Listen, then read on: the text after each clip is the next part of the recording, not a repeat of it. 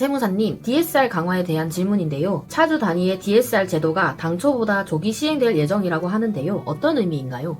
LTV 제도가 충분한 담보를 확보하도록 해서, 예를 들면은 전세 포션 60% 빼놓고 주담대 대출은 40%만 해줌으로 인해서 충분한 담보를 확보하도록 해서 은행을 보호하는 그러한 규제라면은, 이번에 도입되는 DSR 제도는 차주가 갚을 수 있을 정도로 돈을 빌려주는 제도로서 차주인 개인 소비자를 보호하는 제도로 볼 수 있습니다. 그동안 우리나라에서는 은행 등 금융회사의 재무 건전성 측면에서만 운영되던 규제가 이제는 유럽 등 금융 선진국처럼 소비자, 차주를 보호하는 중심으로 전환될 것으로 기대하고 있습니다. 이번에 개정되는 금융정책의 조기 시행으로 한층 빨라지는 DSR 규제가 차주의 상환 능력을 대출 판단의 기준으로 삼아서 금융회사의 과도한 대출을 차단하는 기능을 함으로써 주택 금융시장의 전체적인 자금 흐름 측면에서도 불효불급한, 급하지도 않고 중요하지도 않는 투기 수요는 최소화시키고, 실수요자 등 자금이 필요한 부분에는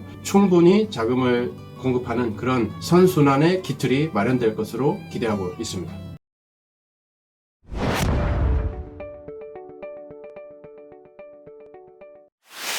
그러면 세무사님, 차주 단위 DSR 2단계 적용 여부를 판단하기 위한 총 대출액 기준 및 적용 시기는 어떻게 되나요?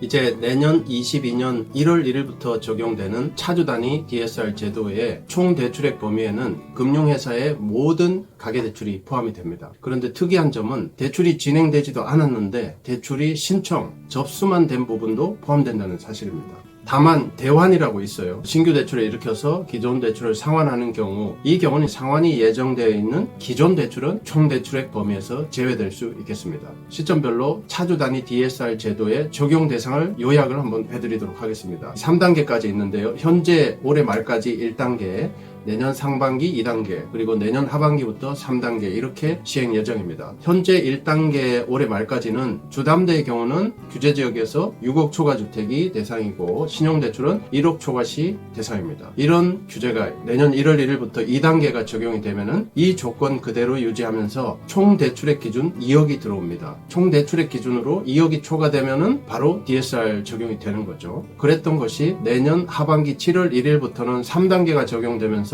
총 대출액 기준 2억이 1억으로 줄어듭니다. 1억으로 줄어들면서 기존의 규제지역 6억 초과주택, 신용대출 1억 초과 이 기준이 폐지가 됩니다. 이 폐지가 의미하는 바는 이제는 3단계가 적용되면은 규제지역에서는 모든 주택이 DSR 적용 대상이고 신용대출도 1억 이하 부분까지도 DSR 규제 대상으로 들어온다는 사실입니다. 그럼 세무사님, 기존 총 대출이 2억 원을 초과하는 상황에서 주담대가 아닌 전세 대출이나 중도금 대출을 신규로 신청할 경우에도 차주 단위 DSR이 적용이 되나요? 22년 1월 1일 내년부터는 원칙적으로 해당 차주가 보유한 모든 가계대출이 합이 2억을 초과하면은 차주 단위 DSR 적용 대상 차주로 분류됩니다. 그래서 향후 추가 대출을 신청할 때 이미 DSR이 40%를 초과했거나 추가 대출을 신청함으로써 DSR이 40%를 초과하게 되면은 추가 대출은 불가능하겠습니다.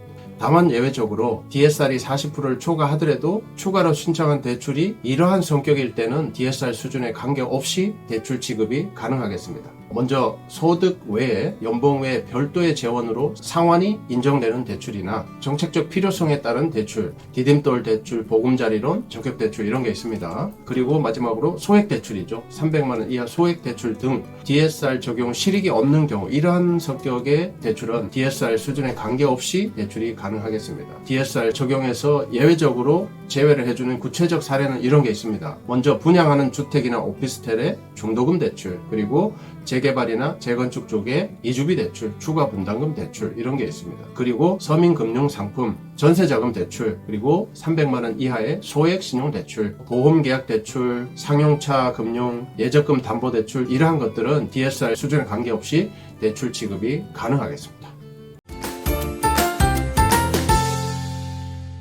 세무사님, 지난 시간에 분할 상환에 대해서 말씀해 주셨는데요. 분할 상환 대출 관행이 필요한 이유는 뭔가요?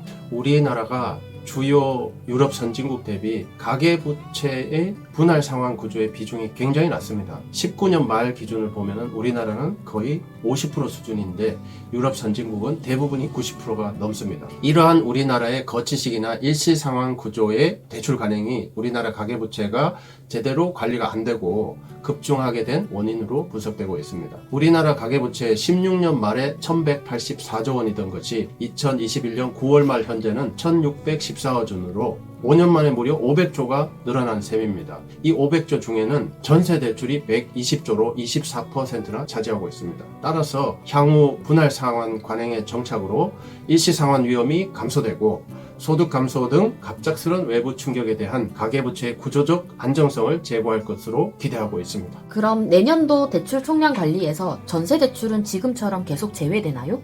아닙니다.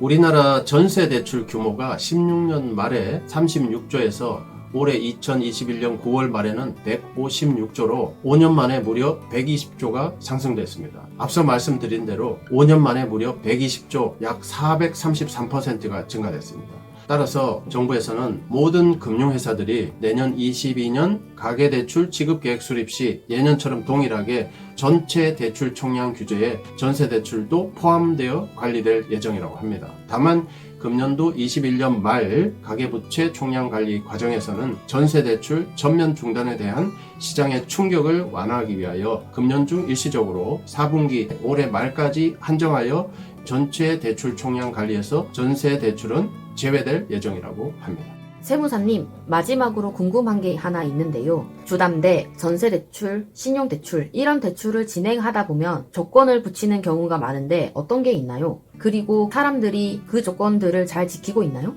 우선 주담대 진행 시는 2018년 9.13 대책 때 생긴 건데 기존 주택 처분 의무, 신규 주택 전입 의무, 그리고 주택 추가 구입 금지 약정이 있습니다. 다음 전세 대출 진행 시는 2020년 1월부터 생긴 건데 9억 초과 고가주택 구입 금지 약정이 있습니다. 그리고 마지막으로 신용대출 1억 초과 진행 시는 2020년 11월부터 생긴 건데 1년 이내 주택 추가 구입 금지 약정이 있습니다. 이행률을 보면은 2021년 6월 30일 현재 기준으로 처분 조건은 95% 이상, 그리고 전입 조건과 추가 주택 구입 금지 약정은 무려 99% 이상을 이행하고 있다고 합니다. 오늘까지 2018년, 19년, 20년, 21년 12.6 발표 자료까지 해서 4년간의 금융정책을 총정리를 해드렸습니다. 제가 이렇게 금융정책을 총정리하면서 느낀 점, 정책은 늘 변해가는구나. 어떻게?